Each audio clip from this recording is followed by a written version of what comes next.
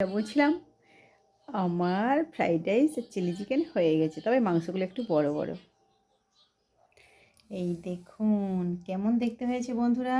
এটা হচ্ছে fried rice আর chilli চিকেনটা এরকমই বানিয়েছি, একটু বড় বড় করে। আর এখন আমি খাবো আর আপনাদের সাথে শেয়ার করব। দেখে বলবেন কেমন লাগছে।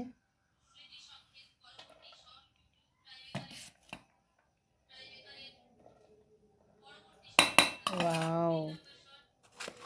আর এখানটায় আছে চিলি চিকেন, বেশি নেব না, 1 পিস নেব।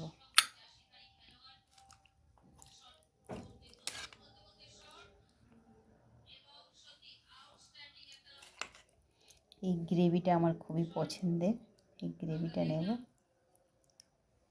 তো এ দেখে বলবেন কেমন দেখতে হয়েছে।